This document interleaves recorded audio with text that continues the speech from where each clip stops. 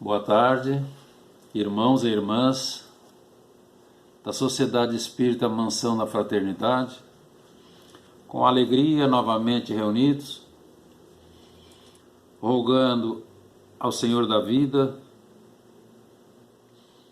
nos ampare e proteja, pedindo aos benfeitores espirituais que nos deem condições de entendimento para o tema da tarde, que versará sobre o que nos trará o futuro.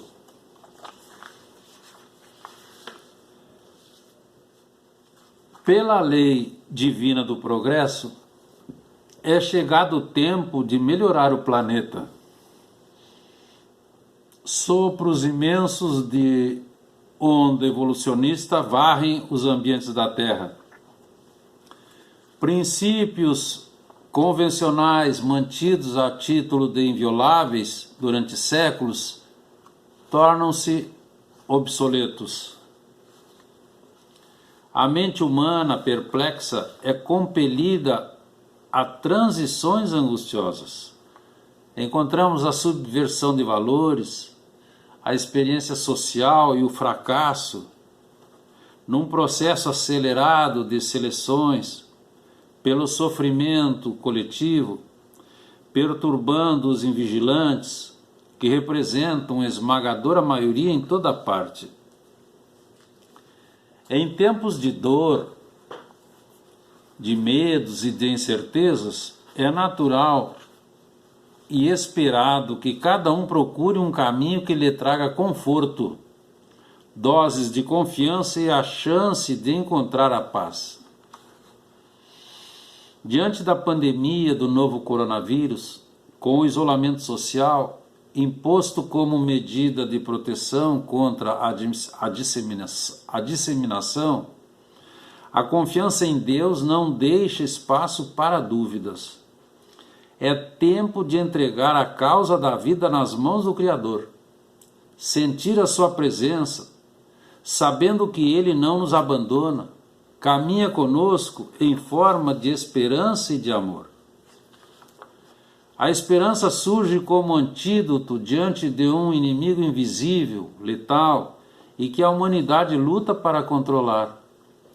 Enquanto a batalha não se encerra, apaziguar corações e mentes é a busca intensa de cada um de nós. A quarentena, então, é tempo de espera e tempo de esperança. Vivíamos a cultura da pressa, do imediatismo, na agitação diária, nós mais reagíamos do que agíamos, mais confrontávamos do que enfrentávamos. Era o eu falando muito alto, era o egoísmo, a insensatez e a perversidade imperando. De repente, a espera. E agora? O que fazer com todo esse tempo que obriga cada um a estar consigo? Como dar conta da solidão, da angústia, dos medos? Nós nos recordamos de Jesus. Pedi, e se vos dará. Ele estava nos falando da prece. A oração é um forte remédio espiritual, porque possibilita emitir pensamentos de compaixão, de bondade, de amor, de misericórdia. E a prece é o caminho iluminado entre a espera e a esperança. O exemplo, o mestre enfrentou a solidão, o abandono, a cruz, o desencarne, mas estava feliz, porque colocara a confiança no Pai. Então a fé racional nos associa ao Cristo, nos ajuda na hora incerta. Essa força nos sustenta nas lutas pela vitória da luz e do amor universal. Por mais áspera a crise, não devemos perder o otimismo e sempre trabalhar confiantes, ouvindo na acústica da alma a orientação do Rabi: tende fé em Deus. Quando o mestre dizia: nenhuma das ovelhas que meu pai me confiou se perderá, ele nos afirma com tranquilidade: nunca nos abandona. Figuradamente caminha conosco. E aí está o amor e a esperança. O desafio dessa doença mundial é uma chance de ascensão espiritual para toda a humanidade. Esses desafios que nós vamos encontrar no Sermão das Dores, que Jesus enunciou e João registrou, lá já falavam desses problemas, dessas situações difíceis, angustiantes, que de tempos em tempos se apresenta no planeta. Então surgem de eras em eras, como pesos e contrapesos da justiça divina, a aferir a nossa caminhada. Então a justiça, nós sabemos, é dar a cada um aquilo que ele tem direito de receber por justiça. Então o homem moderno ainda apresenta-se rodeado por conflitos de comportamento, de consciência, devido ao desamor por si mesmo, adoecendo-se e adoecendo os que estão à sua volta, porque é vibração espiritual. Então ninguém, nenhuma pessoa vem à Terra para sofrer. Reencarna para reparar, para adquirir novas experiências, para crescer interiormente. As sombras só existem pela nossa falta de vontade em modificar-nos para melhor, principalmente modificar os pensamentos. Quando o mestre pedia: vigiar os pensamentos e orar. A partir dos pensamentos elevados, nós começamos a entoar cânticos de prece em nosso benefício e em benefício dos outros. Então a doutrina espírita nos oferece a verdadeira confiança raciocinada e renovadora. Aquele que a possui não teme os sofrimentos físicos e morais, por quê? Ele estudou, ele compreendeu, ele, porque compreendeu, aceitou, e porque estudou, compreendeu e aceitou, ele pratica os salutares princípios doutrinários. Por quê? Porque renovou-se intimamente, iluminou a inteligência, fortaleceu os sentimentos, dominou as próprias inferioridades e vive longe das influências enganadoras. Aquilo que Jesus falava: guardai-vos dos falsos profetas, que se apresentam como lobos roubadores ou rapazes. Então, nós encontramos a fé robusta do mestre Lyonês, bênção divina suscetível de ser ampliada indefinidamente. Basta querer. Então, na atualidade, torna-se imprescindível recompor energias, reajustar as emoções e purificar desejos, porque é inadiável a nossa iluminação a fim de que sejamos claridade sublime. É indispensável elevar os nossos sentimentos para romper as muralhas que nos encerram nas sombras dos equívocos.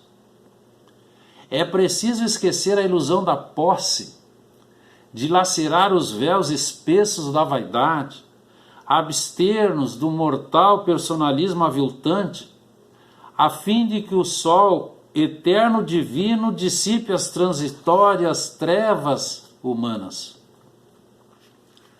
Se a erva daninha produz conforme objetivos superiores, o que dizer da magnífica inteligência do homem reencarnado? O que não faremos de bem com a razão iluminada pela fé? Não vivemos sem o amor.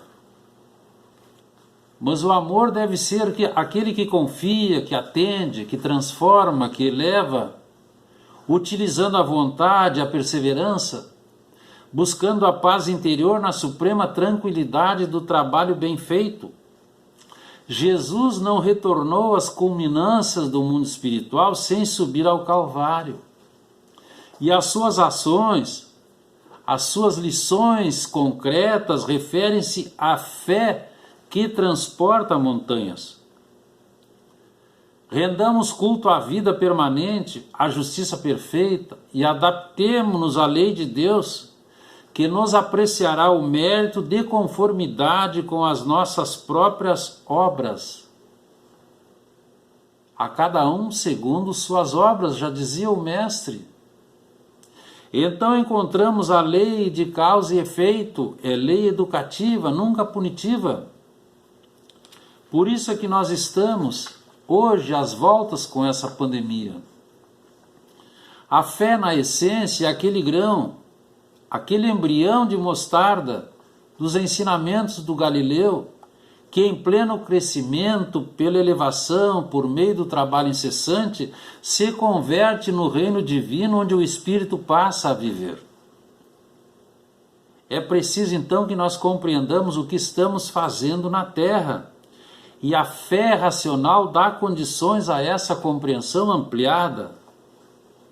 Quando nós entendemos o que nos dizem os espíritos amoráveis e que nos dão possibilidades de impulsionar-nos para Deus através do serviço em favor dos outros, mas para isso é preciso ter a alegria de viver, estar em paz, com tranquilidade, com otimismo, na certeza de que venceremos porque estamos nos esforçando e buscando o ajuste às leis da vida e às leis do amor. Nesses tempos de pandemia, paradoxais e atordoantes, os benfeitores aproveitam para nos chamar às meditações urgentes, é o isolamento social. Cada elemento do clã na Terra, onde teremos oportunidade para pensar maduramente sobre o nosso conjunto familiar, despertando a consciência para ater-nos aos deveres estabelecidos antes do berço, buscando a superação de nós mesmos, dos nossos próprios limites, para que as situações não se tornem demasiado difíceis. Nós estamos nos grupos familiares para acertos, para crescimento geral, e isso não deve mais demorar. É preciso rever pontos de vivência e de convivência entre todos, para conquistar as vitórias diante dos desafios da presente reencarnação. Nós não podemos esquecer tudo o que semearmos, livremente seremos obrigados a colher mais tarde. Palavras do Mestre. A semeadura é livre, mas a colheita é obrigatória. A vida nos devolverá na exata medida do que nós fizermos. O exemplo prático está nos mostrando. Então somos os únicos responsáveis pela nossa colheita. Embora muitas vezes não aceitemos, tudo está correto. Nada acontece sem que Deus saiba e permita. Então tomemos a partir de agora muito cuidado com as sementes que estamos lançando no solo dos dias atuais. Em síntese, as nossas oportunidades atuais nos vinculam às sombras do ontem, quando nós desperdiçamos o plantio, a exigir-nos hoje um trabalho infatigável no bem para a construção do amanhã, quando nós faremos nova colheita agora sobre as bases redentoras do Evangelho de Deus, enunciado e exemplificado pelo sublime Galileu, e que nos dará plena felicidade pela paz de consciência, na certeza do trabalho finalmente bem feito, para seguirmos sob as claridades do amor rumo à terra regenerada num maravilhoso futuro. Que fique para a nossa reflexão, irmãos e irmãs. Agradecemos a oportunidade. Fiquemos em paz. Boa tarde.